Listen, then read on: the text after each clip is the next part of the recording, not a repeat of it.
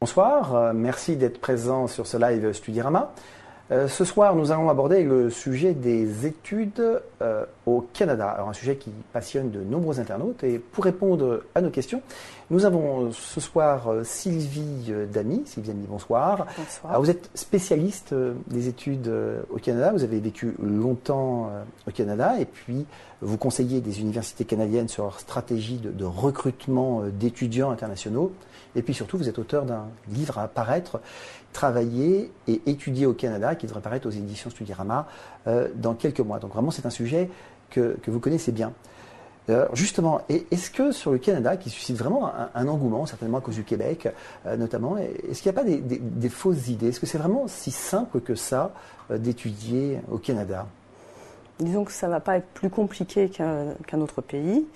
Les États-Unis voisins attirent énormément d'étudiants aussi, donc c'est assez facile d'aller au Canada, au Québec en particulier, puisqu'il y a des liens assez anciens entre la province de Québec et la France, beaucoup d'échanges qui ont été mis en place.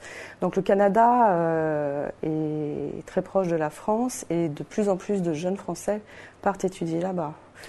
Donc, et ça veut dire qu'il y a des formalités finalement administratives beaucoup plus simples que déjà? Oui, on va dire qu'elles sont bien expliquées et il y a une très bonne information qui est délivrée, donc c'est assez simple d'y aller. Est-ce que vous pourriez nous décrire rapidement quelles sont les formalités de base pour aller étudier? Est-ce qu'il est nécessaire d'avoir un visa? Est-ce qu'il faut un passeport longue durée? Enfin voilà, est-ce qu'il y a beaucoup de formalités administratives? Disons que la principale formalité, c'est déjà de choisir son établissement et d'être accepté par lui. Oui. Donc c'est cela la première étape en fait. La première étape, c'est de s'informer un petit peu sur le système éducatif, sur les établissements, sur les types de formation. Et ça, l'ambassade, le service culturel de l'ambassade du Canada le fait très bien. Il y a des séances d'information tous les mois à ce sujet qui sont organisées. Et ensuite, en fait, il s'agit de prendre contact avec chaque établissement via Internet ou sur les salons et de s'informer.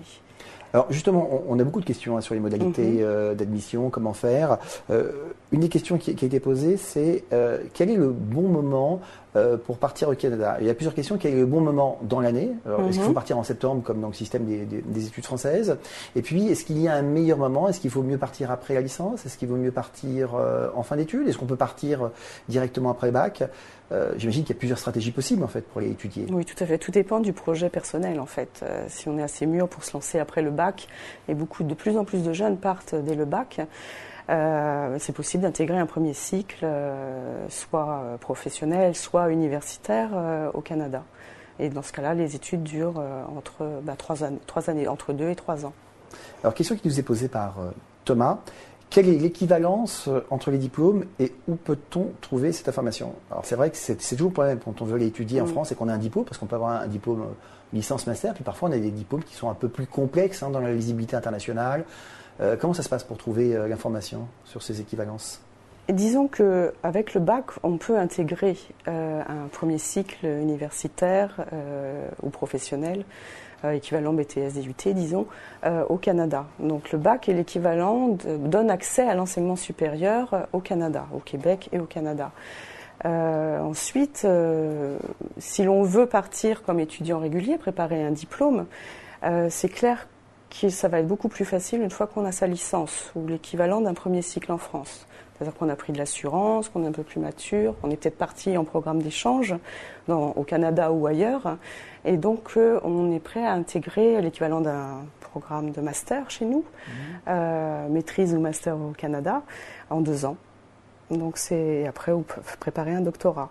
Cela dit, il y a de plus en plus de jeunes qui partent dès le bac. Donc, c'est une bonne option de partir après le bac? En fait, si on se sent mature, si on est prêt à s'engager pour 3 années, pour un cycle universitaire, oui. Bon, cela dit, ça engage, c'est un choix de vie.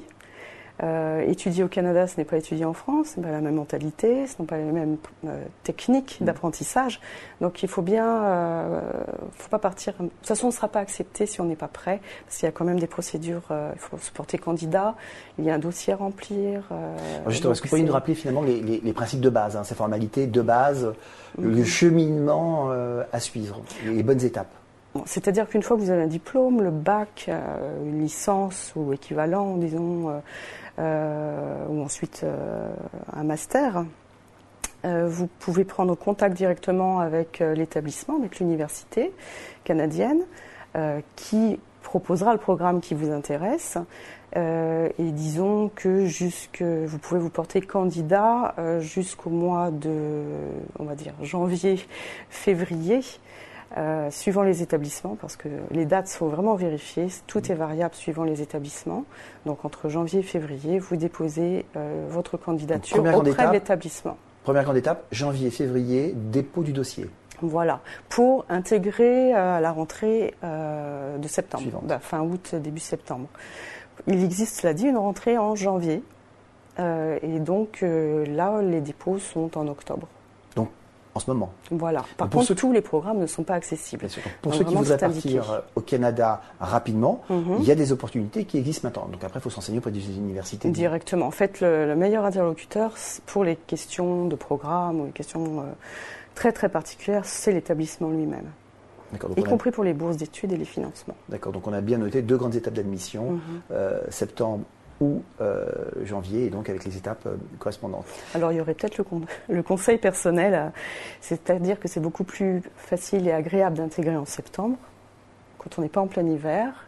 Mais la majorité des étudiants rentrent à septembre, donc pour la vie sociale, pour l'acclimatation aussi, sociale et personnelle, c'est quand même plus facile en septembre, parce que tout le monde est ouvert, tout le monde est prêt, tout le monde arrive en même temps, qu'arriver en janvier, février. Alors, c'est possible, mais on arrive à une période qui est où les gens sont peut-être moins ouverts, plus déjà intégrés dans leurs études. Les conditions climatiques peut-être différentes. Et voilà, suivant la province où on se trouve, le climat n'est pas le même. Bon, on a une question d'Alice, qui est une question importante parce qu'elle n'est pas directement liée aux études, mais c'est la problématique du logement. Parce que partir étudier au Canada, c'est à la fois suivre les étapes que vous venez d'expliquer, mais c'est aussi trouver un logement. Tout à fait. Alors, c'est tout le temps la question qui est posée parce que c'est une inquiétude en France. C'est difficile de trouver un logement en France et ça peut être cher aussi. Et là, vraiment, il faut être tranquillisé. Au Canada, il n'y a vraiment pas de souci. Non seulement il y a des logements, non seulement les formalités pour acquérir un logement en tant qu'étudiant sont beaucoup plus faciles, il n'y a pas une seule caution à déposer. Parfois chez nous il en faut 2, enfin bon c'est très compliqué. Et puis les établissements sont là pour donner les premières adresses. Souvent il est possible d'être en résidence universitaire. Bon, cela dit, pour accéder à une résidence universitaire, c'est le moins cher, c'est entre 200 et 300 $ par mois.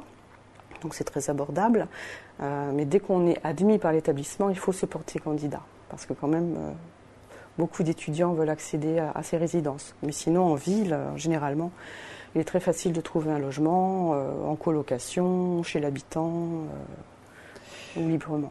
Pour revenir aux études, Romain nous demande, existe-t-il des domaines d'études où le Canada est spécialisé? Un peu comme en France, où on a les études artistiques, dont on dit que la France est vraiment leader dans le domaine.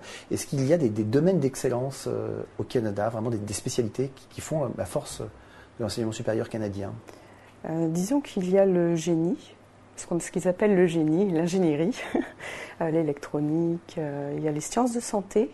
Ce qu'ils appellent les sciences de santé, ce n'est pas forcément que la médecine. C'est biologie, biotechnologie, etc. Bon, il faut savoir par contre qu'il n'est pas possible d'aller étudier la médecine. Donc, mais par contre, les sciences de la santé, donc, tout à fait possible. Avis aux médecins, voilà. aux futurs médecins. Le droit, mais dans ce cas-là, le droit, il faut être prêt à pratiquer le common law, en fait, pratiquer sa profession en Amérique du Nord ou d'avoir un projet professionnel avec cette zone de la planète. Sinon, il y a le multimédia, les arts, bien sûr, la musique. C'est une palette assez large, finalement. Oui, en fait, je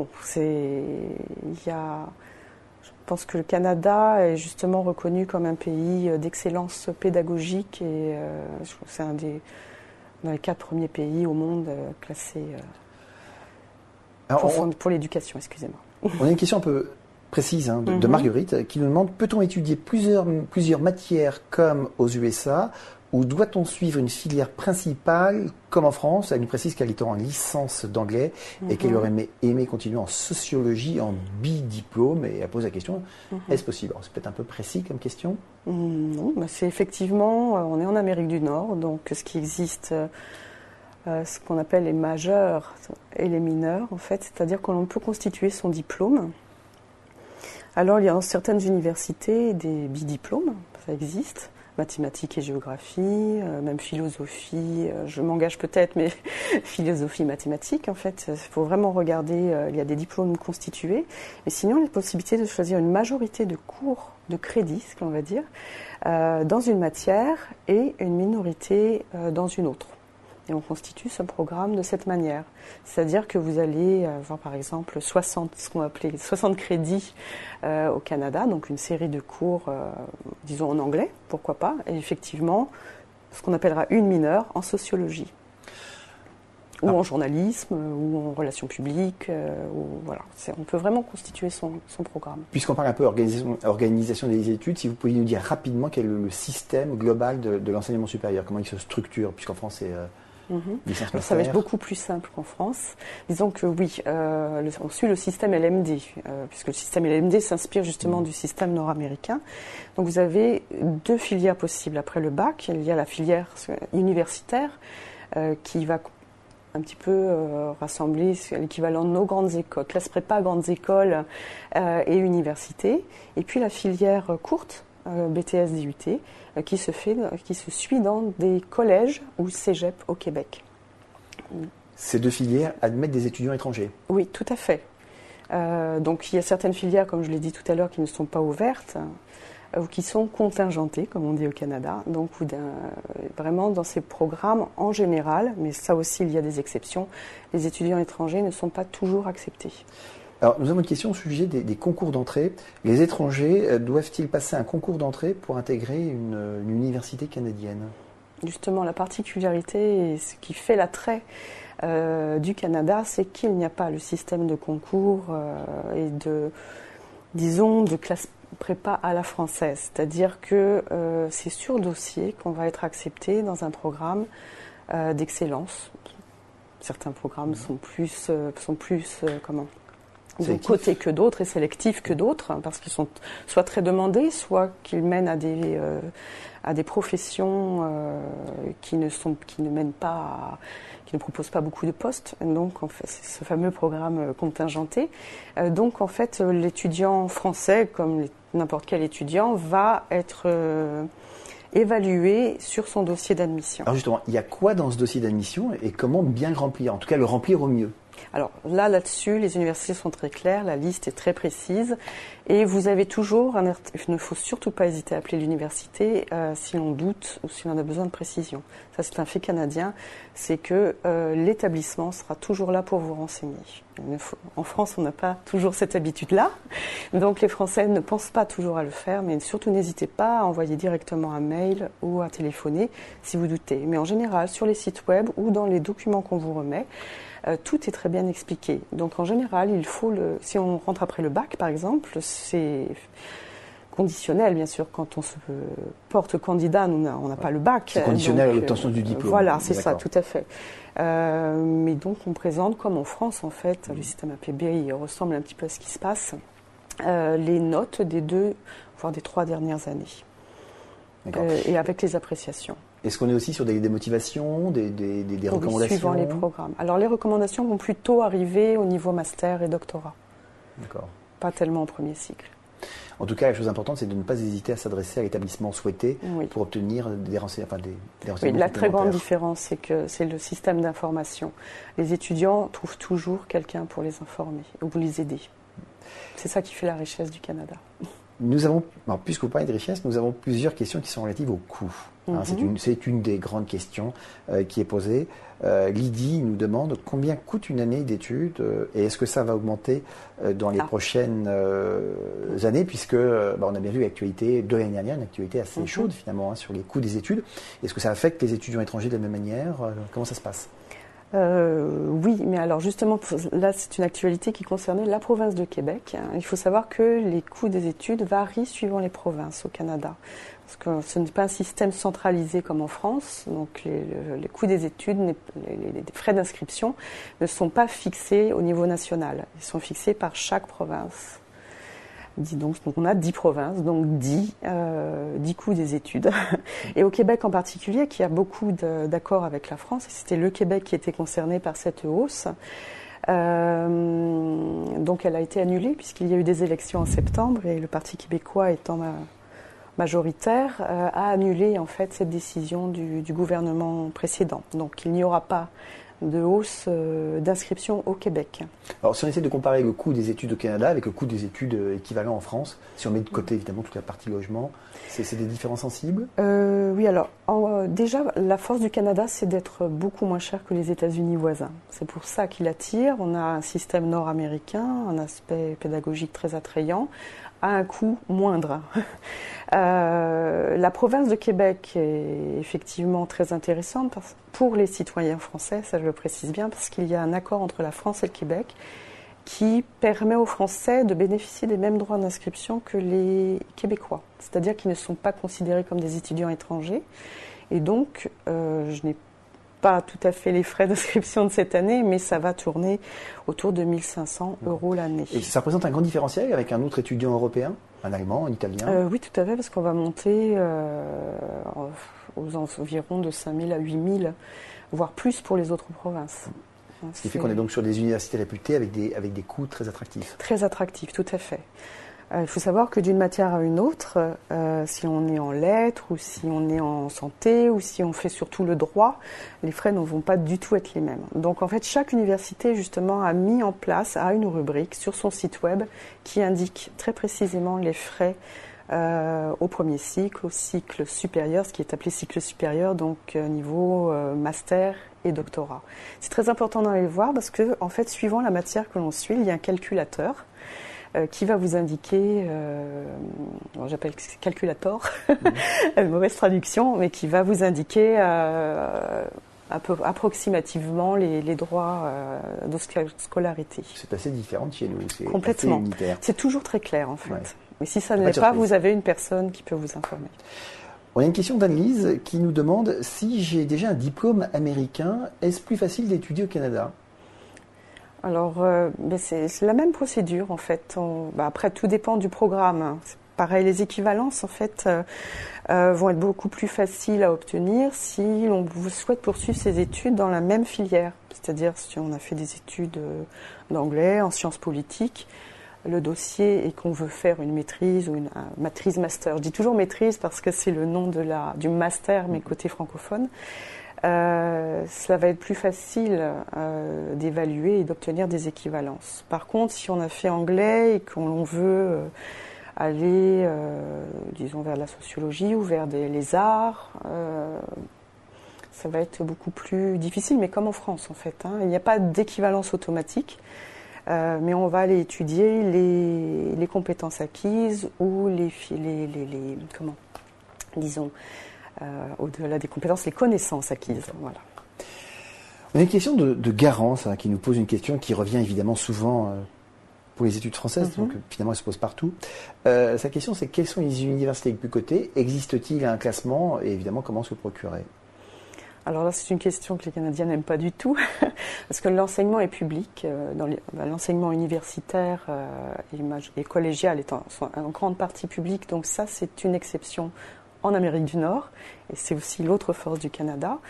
Cela dit, comment dire, j'ai oublié votre question pour tout à l'heure. S'il y a des classements. En fait, est-ce qu'il y a des classements d'université comme on en a en France et comme il y en a, j'allais dire presque malheureusement partout? En fait, il y a les classements internationaux et les universités canadiennes sont très bien. Oui, il y en a ils auraient tendance à dire surreprésentées, mais sont très bien représentées. Je crois qu'il y en a 6 dans les 100 premiers ou 5. D'accord, donc il faut plutôt y regarder les classements, j'ai dit anglo-saxons. dans lesquels figurent des établissements canadiens ou des classements européens. Il n'y a pas de classement purement canadien qui sont faits par des magazines canadiens. Alors, il y a le magazine Maclean qui en publie un tous les ans, va avoir ses propres critères. En fait, dans le classement, ce qui est important, c'est d'évaluer les critères et de voir si ce sont nos critères. Parce que souvent, les classements internationaux vont cibler les débouchés, la recherche, les budgets en recherche. Donc c'est vrai qu'une université de recherche qui obtient de gros budgets, qui a des professeurs qui sont nobelisables ou qui ont des prix Nobel, c'est clair que on peut s'attendre à avoir un enseignement et une administration de haute volée, mais il y a aussi des petites universités qui ne vont jamais être dans ces classements parce qu'elles n'ont pas de pôle recherche important, mais qui valent le coup et qui ont des spécialités très très intéressantes ou un cadre de vie très intéressant ou qui proposent des débouchés professionnels aussi localement si on veut rester dans le pays, très intéressant. Bon, justement, quel conseil vous donneriez à un étudiant qui souhaite étudier dans une discipline précise, qui veut faire du management ou de l'art, enfin, peu importe, et qui justement se dit, voilà, j'aimerais trouver un établissement hors coté, voilà, qui soit sérieux. Quelle est la bonne démarche pour faire cette recherche ? Disons qu'on va tout de suite le sentir dans le dossier d'admission, en fait. Il va y avoir un niveau de notes, en fait, qui va être exigé, à la fois pour le dossier, donc le 12 étant quand même en général la moyenne. Certains qui seront moins exigeants suivant les disciplines vont demander à 10.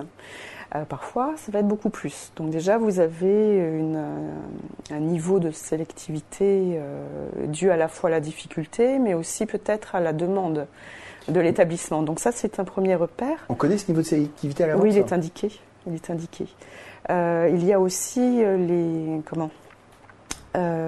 programmes d'échange. En fait, c'est intéressant de voir avec quel établissement français ou internationaux l'établissement canadien est associé.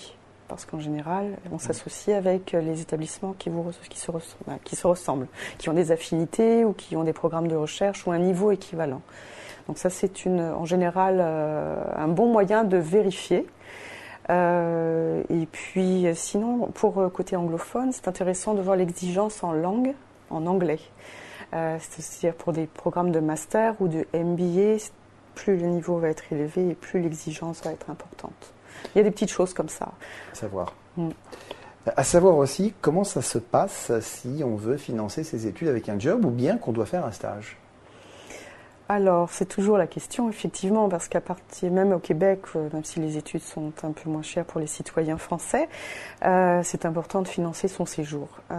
Donc, effectivement, on a la possibilité de faire un job sur le campus. Au bout de 6 mois, en général, la première année, il faut réussir à autofinancer son séjour. C'est important. Y a-t-il une garantie de ressources qui est demandée quand on va étudier ? Alors, en général, il ne faut pas avoir 10 000 $ ou plus sur son compte. En fait, là, il faut simplement une lettre de la banque qui va assurer que vous allez recevoir des subsides régulièrement, que vous avez suffisamment thésaurisé pour pouvoir ne pas être sous les ponts en plein hiver au Canada. En fait. On a des idées de montants ? Enfin, il y a des c'est montants variable. C'est variable aussi. Donc là, je voudrais pas trop m'engager parce que c'est vraiment spécifique et ça peut varier. Donc, quelque part, on doit quand même justifier d'un certain niveau de ressources. Oui, mais en général, on le demande même pour un séjour linguistique un peu long. En fait, la préoccupation du Canada, c'est de ne pas se retrouver avec quelqu'un qui aurait un permis et puis qui finalement abandonne ses études au bout de 2 mois, 3 mois et que l'on perde en fait, qui soit mis en danger parce qu'il ne trouve pas, qu'il ne peut pas poursuivre ses études. Donc pour revenir sur la question, trouver un job étudiant. Alors on le fait grâce à l'université déjà, ou à son établissement, parce qu'il y a un service qui est là. Alors quand on arrive la première année, en général, on n'a pas vraiment le droit de travailler sur le campus ou même hors campus. C'est pas recommandé, disons, parce que c'est important de s'acclimater aux études, au système de pensée. Enfin, ça demande, on s'en méfie pas assez, mais il faut vraiment consacré aux études quand on arrive. Donc on prévoit une première année de ressources et d'être assez autonome. Au moins 6 mois, on va dire, d'être autonome. Ça n'empêche pas d'avoir un petit job à côté. Voilà. Mais le porte-à-porte, ça marche très bien. Il y a des annonces. C'est vraiment une pratique courante pour les Canadiens comme pour les étrangers. Il y a des jobs. Simplement, ça ne doit pas dépasser, je crois, 25% du temps d'études. Parce qu'enfin, l'objectif, vous venez pour étudier. D'accord. Autre question qui finalement est proche des jobs, c'est tout ce qui est sécurité sociale, tout ce qui est protection sociale. Alors comment ça se passe pour un étudiant français? Alors ça va être différent. Par exemple, le Canada aussi est beaucoup mieux loti que les États-Unis. Par exemple, vous avez des accords. Le Canada soigne les Canadiens. Donc il y a un système on va dire, c'est pas notre système de sécurité sociale, mais on a une couverture sociale quand même assurée minimum, et notamment pour les étudiants. Ça va varier d'une province à l'autre. La mieux lotie est encore le Québec, qui a vraiment un projet un projet de société, qui essaye de le tenir. D'ailleurs, c'est tout l'enjeu de la province actuellement, et qui qui prévoit une couverture santé intéressante. Là aussi, les Français, mes citoyens français, je dis bien, parce qu'on a beaucoup d'étudiants qui étudient en France et qui veulent partir, mais qui n'ont pas la citoyenneté française. Donc, eux ne bénéficient pas de cet avantage, mais les Français bénéficient de la couverture santé du Québec, avec simplement l'équivalent de la carte vitale, la carte soleil. Voilà, il y a un transfert qui se fait. Donc c'est assez simple. Ça n'empêche pas, c'est très important, de prévoir une mutuelle. Il y a des mutuelles étudiantes proposées là-bas, mais de prendre une mutuelle ici avant de partir. Et les mutuelles étudiantes, que ce soit classique, voilà. Les propos, c'est important, notamment pour tout ce qui est orthodontie, pour la ça, vue. c'est le conseil que vous donnez, prendre sa mutuelle avant de partir. Et effectivement, quand on est au Canada ou au Québec, en Ontario, etc., on ne reste généralement pas dans la province. Et en général, on est couvert pour la province. Donc il faut prévoir de sortir, d'aller aux États-Unis qui sont voisins. En général, c'est facile d'aller en Californie, d'aller à New York. C'est vrai qu'on n'y pense pas forcément quand on pense à mutuelle au départ. Voilà. Et c'est très important d'y penser avant le départ. Étendre la couverture géographique. Voilà. Sur l'Amérique du Nord. Sur l'Amérique du Nord. Je reviens 2 secondes sur les aides financières, sur les moyens. On a une question de Bibou qui nous explique avoir des moyens limités pour faire ses études et qui nous demande est-ce qu'il y a des aides financières spécifiques. On a bien compris que le Québec aidait financièrement les étudiants français, en les privilégiant par rapport aux autres étudiants européens, mais est-ce qu'il existe d'autres aides spécifiques? Oui, et les aides, elles sont pareil. C'est l'université, l'établissement qui va les délivrer, mais ce sont des aides sur l'excellence. Donc, meilleur est le dossier, le plus on a de chances d'accéder à une bourse d'excellence. Et il y en a vraiment des centaines. J'allais dire, est-ce qu'il faut vraiment être dans le petit top des 10 dossiers ou vraiment c'est une pratique alors assez après, répandue? souvent, pareil, la première année, quand on arrive, à moins d'avoir été présélectionné au niveau de doctorat, là, il y a quelques exceptions, on peut arriver avec des bourses fédérales, provinciales, au niveau doctorat. Ensuite, au niveau premier cycle, il y en a très très peu et elles sont délivrées par l'établissement. Donc là, on se porte candidat la première année et c'est au vu des résultats de la première année qu'on obtient sa bourse. Ou un poste aussi. Ça peut être aussi un stage ou un poste d'assistant. C'est pas forcément une bourse. Et là où on a le plus de chances d'obtenir des financements, c'est au niveau maîtrise, master. Et là aussi, ça va varier suivant l'établissement, suivant la filière que l'on a choisie. Vraiment. Mais ce qu'il faut retenir, c'est qu'il y a des possibilités qui existent. Oui, mais c'est sur place. Et ça se voit, c'est très clair. Elles sont très citées sur le site c'est bien de l'établissement. anglo-saxon qu'on retrouve Complètement. On est en Amérique du Nord. Ouais, c'est vraiment une différence importante. On a une question de Maury, mais qui rejoint d'autres questions. Et l'université McGill a été citée à plusieurs reprises. Et on a une question, j'ai toujours entendu dire que McGill est une bonne université. Savez-vous s'il faut un bon dossier pour y rentrer? Oui, mais il faut un bon dossier pour rentrer partout. Oui, alors cela dit, c'est vrai que McGill est bien classée, notamment au classement de Shanghai. Ils ont une réputation internationale, elle s'est construite depuis très longtemps. Ils recrutent beaucoup d'étudiants internationaux.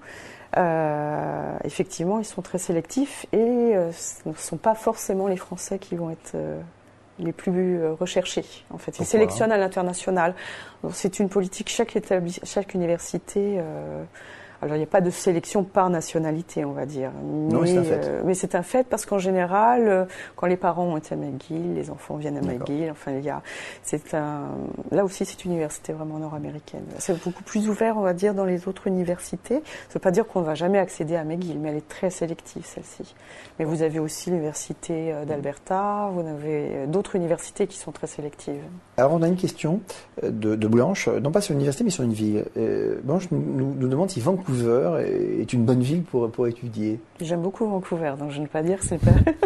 En fait, c'est un climat, c'est pareil, vous avez 10 provinces, un pays qui va d'est en ouest, vous avez donc au-delà de la qualité des formations et de la qualité des établissements, vous avez aussi un milieu de vie.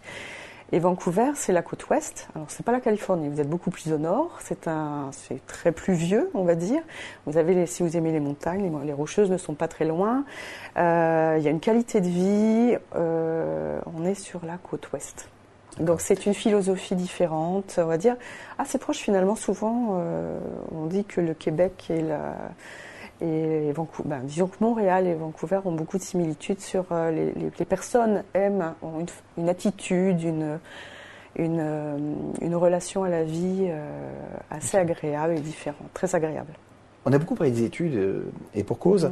Je rappelle que l'ouvrage que vous allez faire paraître est un ouvrage qui s'appelle Travailler et étudier au Canada. Et nous avons une question de Contine qui nous dit: je suis jeune diplômé et je cherche du travail depuis 6 mois en France. Est-ce que je vais trouver plus facilement au Canada? Parce que le Canada a eu cette réputation pendant longtemps justement d'attirer beaucoup de jeunes diplômés. Est-ce qu'il y a toujours des perspectives finalement assez importantes? Alors il y en a surtout sur les personnes qui vont être diplômées du Canada. C'est-à-dire un étudiant français qui sera diplômé d'un établissement il y a des facilités pour... L'établissement canadien. L'établissement canadien, oui, bien sûr. S'il est diplômé, s'il obtient... un bachelor ou un master canadien, il y a déjà de grandes chances qu'il soit recruté sur place et on lui fait des facilités, c'est-à-dire qu'il n'est pas obligé de revenir au pays, en France, pour obtenir son permis. Il peut l'obtenir sur place. Donc, pour 2 années, je crois, il faut vérifier sur le site de l'ambassade. C'est assez facile à obtenir. Donc, il y a comme d'autres pays, notamment l'Australie, le Canada donne cette possibilité. Quand on est diplômé en France, oui, alors facile, ça dépend du diplôme, de la spécialité. Le Canada est, avec l'Australie, le pays qui connaît un peu la crise quand même, mais qui a une économie qui est en croissance. Certes ralentie, mais il y a des offres. Par contre, il faut savoir que suivant le domaine d'études, son diplôme, on a plus ou moins de chances d'être recruté. C'est-à-dire que par exemple, si on a un diplôme de médecine ou de pharmacie, ce n'est pas la peine, puisque c'est comment. Alors, les programmes. Alors, ça risque de changer. Il y a des reconnaissances partielles ou entières de diplômes professionnels qui sont en cours de négociation. Donc là aussi, il faut s'informer auprès des corporations quand on est infirmier. Voilà, en général, les professions qui sont régies par un ordre professionnel le sont aussi de l'autre côté de l'Atlantique. Donc il faut vraiment vérifier qu'il n'y a pas... On peut travailler, mais il y aura certainement un complément de formation à suivre ou à se spécialiser ou être très pointu dans sa spécialité. Mais en général, c'est très facile. Après, il faut parler anglais. Oui. Voilà, il faut le savoir. Alors, même au Québec, effectivement, il y a des communautés francophones au Canada. Il n'y a pas qu'au Québec qu'on parle français, il faut le savoir. Alors, puisque vous parlez du niveau d'anglais pour travailler, dans le dossier d'admission qui est fait, est-ce que même si on part au Québec, francophone, est-ce qu'il faut posséder un niveau d'anglais conséquent? En fait, au Québec, on cherche les personnes bilingues ou qui maîtrisent l'anglais, voire d'autres langues. En tous les cas, on est dans la même configuration qu'en Europe, finalement, maintenant. À un certain niveau de poste et de carrière, c'est bon d'être bilingue. Dans certaines professions, tourisme, etc., c'est clair que l'anglais est incontournable. Alors ça, c'est pour le travail. Mais si on veut postuler dans une université, est-ce qu'il faut justifier d'un niveau d'anglais important? Alors, par exemple, dans... tout ce qui est management, marketing, oui. Ça va être les mêmes exigences qu'en France. Il y a des tests. Et en fait, il faut savoir qu'une grande partie, on est en Amérique du Nord là aussi, et même s'il y a de la littérature française, la majorité des livres sont en anglais. C'est bon à savoir avant de C'est partir. bon à savoir, voilà. Puisque vous parlez de l'Amérique du Nord, on a une question de Jessica qui nous parle des campus et qui nous demande comment se passe la vie sur les campus. Est-ce que ça ressemble aux universités américaines? Est-ce qu'on est vraiment effectivement sur les campus américains tels qu'on peut les imaginer? Oui, c'est assez proche quand même. La structuration, Oui, vous avez alors beaucoup de campus dans les villes, que ce soit à Montréal, au Québec, Ottawa, Toronto, ou même Vancouver. Beaucoup de campus sont dans les centres-villes ou en marge du centre-ville, dans les grandes métropoles. Et puis, donc oui, c'est assez similaire. Vous avez les services aux étudiants. Faire du sport, c'est facile. Si on a un hobby, si on veut participer à notre association étudiante, au journal étudiant, enfin, il y a énormément de possibilités. Oui, c'est une vraie vie. En général, on peut ne pas jamais quitter le campus si on le souhaite. Pour justement continuer à parler des campus et des cours, on a une question de Marion qui nous demande comment se passent les cours. Est-ce qu'on est comme en France avec des cours en amphi et des TD? Est-ce qu'il y a des partiels en fin de semestre? C'est vraiment très différent de notre système. Disons qu'il y a Après, voilà, ça va aussi varier suivant les formations, mais il y a à l'université, en tous les cas, il y a des cours en amphithéâtre et des programmes pratiques. Cela dit, la pédagogie va être beaucoup moins théorique qu'en France. Donc il y aura beaucoup plus de travaux pratiques, même en amphi. L'enseignant sera... Il y a une grosse différence, c'est que même si on est en amphithéâtre, on ne va pas être passif, on ne va pas écouter gentiment l'enseignant. On va déjà arriver en cours en ayant eu des lectures, en connaissant déjà le sujet, ouais. Et en amphi ou en cours, on va approfondir, on va poser des questions, on va interagir avec l'enseignant. L'enseignant qui est toujours d'ailleurs très abordable en cours, mais aussi en dehors des cours. On retrouve un système très anglo-saxon. Voilà, on est en Amérique du Nord. D'accord. On a une question là d'ordre presque géographique. Mon école fait un échange avec Wolfville en Acadie. Je n'ai jamais entendu parler de cette ville. N'est-ce pas trop isolé? Vous connaissez? Alors oui. Non, je ne connais pas, je serais mentir, mais par contre je connais l'Acadie. Et c'est vrai que le choix, ce que je disais, on peut choisir une grande métropole. Là, si on aime la ville. Ensuite, il y a des bonnes universités ou des petits campus, ce qu'on appellerait nous en province, en région là-bas, c'est ce qu'on dit. Et c'est vrai que la vie va être différente. Donc il faut être prêt quand même à pouvoir vivre en communauté réduite. Ça ne veut pas dire que c'est pas riche, hein. Au contraire, les liens, quand on est en région, je reprends les termes canadiens, on va partager davantage, on va s'investir davantage dans la vie étudiante ou aussi dans ce qu'on appelle là-bas la communauté économique, sociale, locale. Mais il faut être prêt en fait quand même à ce mode de vie qui va être très différent que de vivre dans une grande ville. Non, justement, on est beaucoup plus isolé en Acadie, disons, que si on va en province en France, où il n'y a que quelques kilomètres à faire. Là, on est beaucoup plus loin. Sans tomber dans les clichés, est-ce que vous pensez que les étudiants français qui souhaitent donc partir au Canada ne sous-estiment pas la problématique du climat, c'est-à-dire cette problématique de température extrême et qui génère des modes de vie différents finalement? Je dirais que c'est plus l'inverse. C'est-à-dire que l'hiver, il faut en tenir compte. C'est vrai qu'il peut avoir un impact sur le moral. Il en a un sûrement dans la vie sociale. Les habitudes d'été ne sont pas du tout celles d'hiver. C'est des villes fortes à Montréal, tout se passe en sous-sol. Oui, parce qu'on a une partie, voilà, on a la possibilité, mais bon, c'est très vivable en haut. Oui. Hein, bon, à part peut-être on va dire 4 semaines par an, on a fois le froid, le blizzard et la neige. Mais quand même, il ne faut pas non plus dramatiser. Hein, c'est quand même très vivable.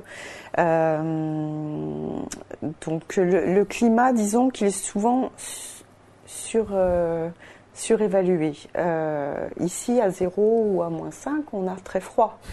Je suis toujours étonnée quand les Canadiens viennent ici, à 0, ils sont frigorifiés. ou à -5. C'est-à-dire qu'on a un climat beaucoup plus humide. L'hiver, là-bas, vous avez -10, c'est encore très vivable. En plus, vous êtes bien équipé. C'est très important de s'équiper sur place, c'est très important de le dire.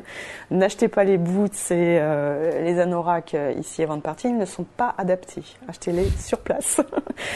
Non, c'est vraiment pas un problème. Il faut s'en protéger. Les Canadiens seront là pour vous aider, mais disons que c'est plus les distances. On parlait d'aller étudier en région, c'est plus les distances qui sont souvent sous-évaluées. On se dit, oh, j'ai de la famille ou des amis à Montréal, c'est pas grave, je peux étudier à Québec ou à Ottawa, qui sont finalement à 3 heures, mais quand même à 3 heures ou à 2 heures en voiture. Sur la carte, ça paraît très proche à l'échelle de l'Amérique du Nord ou même du Canada, mais c'est quand même pas à côté. Donc ça, c'est très important. C'est plutôt que le climat, je dirais que c'est les distances qui sont à prendre en compte. On a une dernière question de Fanny qui nous dit « J'ai quasiment terminé mes études à Montpellier, j'aimerais faire un stage de quelques mois à Ottawa, où puis-je me renseigner ?» Je dirais que pour déjà son établissement, parce que s'il y a un stage obligatoire, normalement, soit il y a des liens, soit l'établissement a quand même peut-être déjà, il y a peut-être eu des antécédents, donc c'est intéressant déjà de s'informer. Ensuite, il y a la Chambre de commerce franco-canadienne, où il y a aussi la délégation du Québec. Alors, c'est pas la délégation du Québec, l'immigration, il y a la délégation du Québec. En fait, le Québec étant une province à part, on l'aura bien compris, parce qu'il y a des relations France-Québec. C'est important toujours de contacter et l'ambassade du Canada, les institutions canadiennes, et la délégation du Québec, que ce soit pour l'immigration, pour la recherche d'emploi, parce que les informations vont être différentes. Donc voilà, je dirais qu'il faut commencer par les représentations en France, et puis après, c'est important de se connecter, de contacter directement les entreprises. Malheureusement, il n'y a pas d'autre choix. Bon, après, il y a des organismes privés, mais là aussi, qui peuvent renseigner ou qui parfois prennent en charge la recherche de stage. Mais là, il faut être très prudent parce qu'on peut très mal tomber. Il y avait une question au début de ce live que je ne vous ai pas posée, mais qui pourrait nous servir de conclusion. C'était vraiment quasiment la première question posée. Cette question était la suivante. Les Canadiens sont-ils vraiment sympas ? On va dire qu'on les trouve généralement sympas parce qu'en fait, il n'y a pas peut-être c'est pas la froideur, les Français, qu'on a, mais on est très réservé. Très réservé. On a aussi une éducation. On s'en rend même plus compte. Mais dans nos relations, on a une certaine distance. Cette distance n'existe pas. Justement, c'est la valeur des relations au Canada. C'est que il y a beaucoup moins de formalités. La relation est beaucoup plus directe. Alors souvent, on tombe dans l'excès inverse, le tutoiement étant généralement adopté très rapidement, y compris dans les relations professionnelles. Faut pas non plus taper. On reproche souvent aux Français de devenir un peu trop chaleureux et envahissant parce que justement, on passe d'une extrême à l'autre. Et oui, les Canadiens sont très accueillants, très tolérants surtout. C'est quelle que soit la religion, quelle que soit l'origine, en fait, on est accueillis. On aura bien compris que c'est une destination que vous recommandez fortement. Oui. Sylvie Damy, merci pour tous ces renseignements utiles. Merci d'avoir suivi ce live. Pour tous ceux qui sont vraiment intéressés par Études au Canada, nous vous rappelons le Salon des formations internationales à la Cité internationale le 13 octobre avec la présence de nombreuses universités québécoises, canadiennes, mais aussi des formations australiennes, anglaises. Donc vraiment un rendez-vous à ne pas manquer. Et puis, si vous avez la patience d'attendre, la parution du livre « Étudier et travailler au Canada » aux éditions Studirama de Sylvie Damy qui paraît au mois de janvier-février. Tout cela étant disponible sur studirama.com. Bonsoir.